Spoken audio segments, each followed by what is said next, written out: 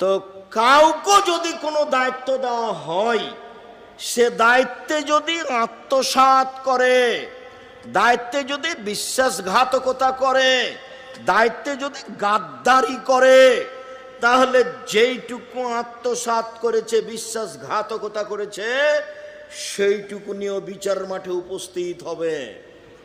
বিশ্বাসঘাতকতা করে মসজিদের সভাপতি, বিশ্বাসঘাতকতা করে মাদ্রাসার সভাপতি, বিশ্বাসঘাতকতা করে প্রিন্সিপাল, ভাইস চ্যান্সেলর, বিশ্বাসঘাতকতা করে চেয়ারম্যান, মেম্বার, এমপি, মন্ত্রী, বিশ্বাসঘাতকতা করে যারা টেন্ডার নিয়েছে রাস্তা তৈরি করার, বিশ্বাসঘাতকতা করছে যারা যমুনা পদ্মা সেতু তৈরি করছে এরা।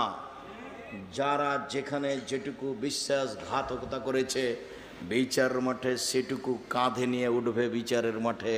হাদিস বুখারী মুসলিম। বিস্তারিত দেখতে চাইলে দেখতে হবে আত্মসাৎ। আলোচনার নাম কি? আত্মসাৎ।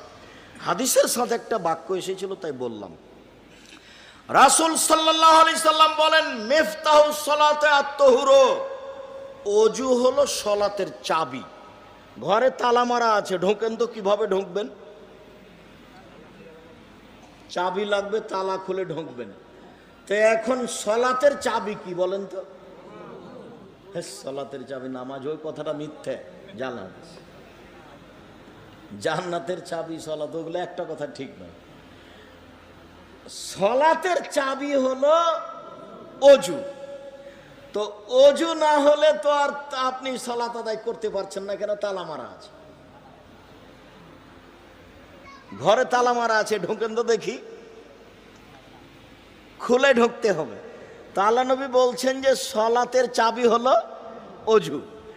তো ওযু যদি ঠিক না হয় তাহলে সালাতে ঢোকা যাচ্ছে না।